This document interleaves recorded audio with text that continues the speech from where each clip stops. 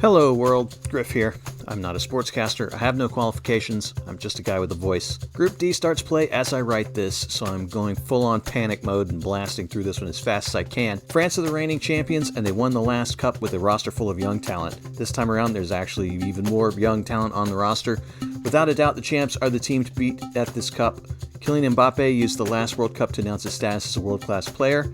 Now he has the opportunity to put himself into the stratosphere alongside no less player than the great Pelé, as the best player on the first team to go back-to-back in the Cup, since Brazil did it in 58 and 62. It's worth noting that Pelé didn't really play that much in 1962. If Mbappe leads this France team to a second victory in a row, he will inscribe his name forever among the greats of the sport, and he's 23 years old. Denmark are second favorites to win this group.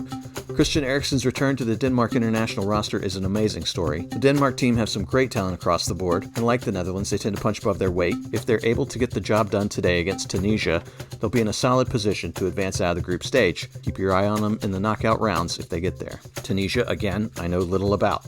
At this point, my ignorance regarding the national teams from Muslim nations at this cup is really starting to show, isn't it?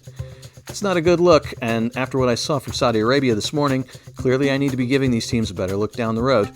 For the purposes of this World Cup and this video in particular, however, I'll just have to own my ignorance and say that although anything can happen in the World Cup, I wouldn't expect Tunisia to get past both France and Denmark this time around. In fairness to myself, I'm also completely ignorant of the Australian national team, so maybe I don't have full-on bias against Muslim nations, so much as I'm just over-focused on Europe, North and South America, and Sub-Saharan Africa. Australia is interesting because, like the US, they didn't qualify for the Cup for decades, but have recently been establishing themselves as a regular participant. 2 players on the team are at top 5 European leagues, with a healthy contingent representing their national league. Anything can happen in the World Cup, folks, but I would predict that Australia, though they might be tough to play against, aren't getting out of the group. That's it for Group D, and get used to this super short video format.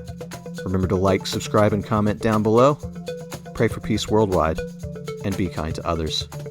See you soon, world.